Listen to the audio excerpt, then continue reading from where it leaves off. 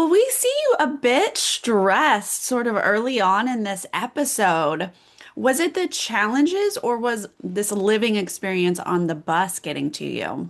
I'd say it was more so the experience of being on the bus because I wasn't, I mean, since it's the first season of the show, I wasn't really exactly sure what I was getting into. And I realizing that it was so social and psychological was really hard for me because I'm really bad at those things. And being in an environment where everyone's kind of deceiving and scheming and I'm playing as honest and straightforward as I can it was hard to find my place. And that was definitely stressful. Yeah, and how's the bus? I mean, those are tight quarters. Yeah, honestly, the being on the bus, I mean, it is tight quarters and it is a bit claustrophobic at times, but I've done a lot of like hosteling before, so I was prepared for that aspect of the game.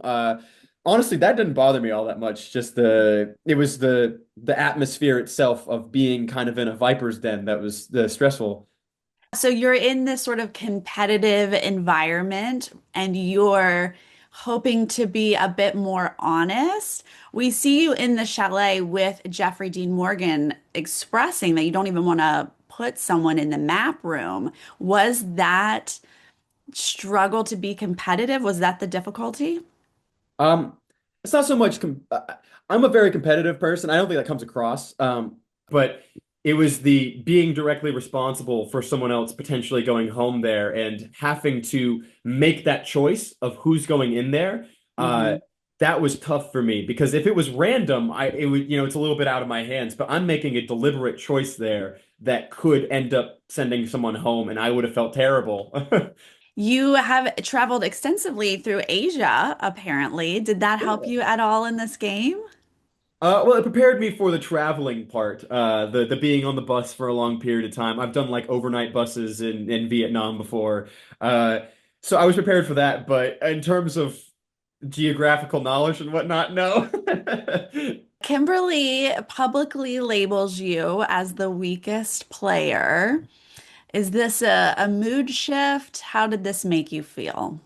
Um, I understood it. I understood like where she was coming from because I think we all recognized at that point in the game that it was very cutthroat and it was very you kind of had to be kind of ruthless in some ways. And I wasn't willing to do that. And I made it clear. I think everyone could see it. I very much wear my emotions on my sleeve.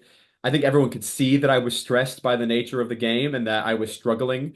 And I think she saw that and kind of assumed that I would never find my footing in the game, which is, I understand, but for me, it was definitely that was a thought I already had in my head was that everyone would think I was the weakest player. And for her to just say it out loud, it was like, oh, damn, like, maybe someone didn't think that, but now they do. And Hmm. that was tough for me. Yeah. I mean, it's tough to hear, but it's not a bad strategy to even pretend like you're not the strongest player in the game. Yeah. I was kind of surprised that she wanted to go after someone who didn't seem like a threat. That's what I'm saying. That doesn't make sense to me. Why put me in the map room if you think I'm weak? Put someone that you think is a threat in there. Maybe they go home. What? I don't understand the thinking there. Right? I'm on the same page with you, absolutely. So what clues were you picking up? Did you see any Swiss vibes?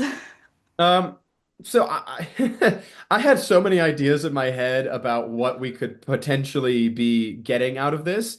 Um, I could have been on that bus for a year and never put together the Geneva clue. That's not how my brain works. I Yeah. was thinking like, what movies have they been in? Where are they Yeah. from? Like, but that's not at all what I was supposed to be thinking. So I never would have gotten that. But I had ideas of Switzerland at that point. Before Allie and Shane came and talked to me, I was like, well, it could be Switzerland, it could be Germany. It's definitely not France because that we missed all those things. But I was like, I don't know. Yeah, I would not have picked up on Geneva either because Jennifer Aniston's from Greece or like her That's family's from Greece. that's what I was thinking. I was like, but we're not in Greece. Like, Yeah. Clearly not in Greece though. That was clear. So when you're sitting down and having that conversation with Shane and Allie, and they're definitely pointing you to Switzerland, and then was the burn just tossed out? Like I'm sure you guys were tossing out where in Switzerland, right? yeah. Well, when they said Switzerland, my mind went to I only knew a few cities in Switzerland. I knew Bern, I knew Zurich, and I knew Geneva. I don't know anywhere else in Switzerland. I don't think a lot of Americans would.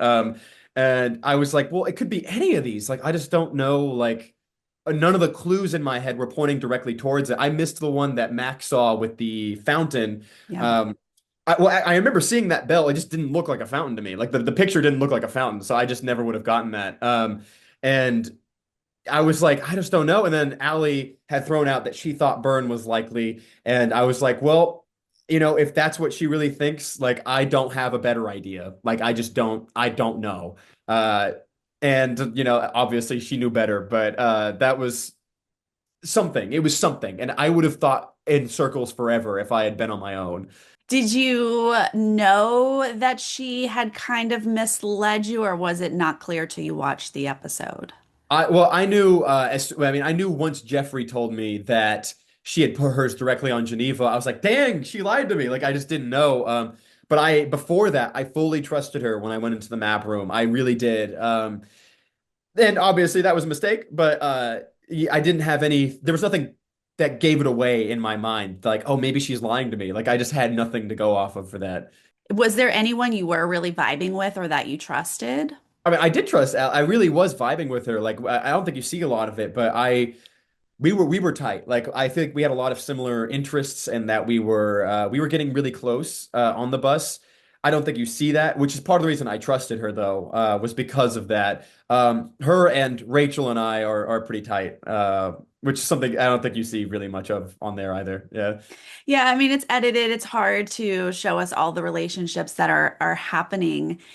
Is there anything else that was missed in the edit that you want us to know about? Nothing in particular. I feel like they did a pretty good job at portraying what happened. But I will say the most special thing about this experience for me was the people. And I know like obviously they can't show everything, but I truly did love everyone on the bus and the relationships I formed with all of them is something I'll hold near and dear for forever. And I'm really happy that I got to meet all of them. Yeah, so this was a worth it adventure for you. Oh, 100%. Like no doubt in my mind. I'm sad I went out early, but once in a lifetime kind of experience, and I would not change it for the world. Yeah. Yeah, absolutely. I can't imagine driving through Europe in a blacked out bus. That's Yeah. wild. How did you even come up to apply for it or audition? Did someone reach out to you or you see a posting? Yeah, someone reached out to me about it. My job, I'm an influencer on social media. I talk about books, and someone just found me and was like, and then they saw that I love to travel, like through my Instagram, and they were like, "You might be perfect for this." I was like, "Okay," and then it literally fell out of the sky. Like I was like, "Oh, Mhm. oh, okay, this is really cool. I'll do this, sure, yeah." No hesitation. You were like, sign me up. I'll do it. I'll do anything. I'm a pretty impulsive person, so yeah. Yeah, I saw some of your videos about your books. You have already written several books. Tell me about Yeah. this. Yeah, my dream is to be an author. That's like what I'm working towards. I'm fingers crossed, maybe something will come out of this. I'm querying right now if any literary agents are watching this, hit me up. I'm trying to work towards that. It's been my passion for most of my life. I'd say that's next to traveling, my biggest passion in life is reading and writing. And your books, are they fantasy books? Yeah, yeah, fantasy and sci-fi. Okay, that's your specialty. Yeah. Well, if you could go back into the bus, if you could go back on this show, is there anything you would do differently?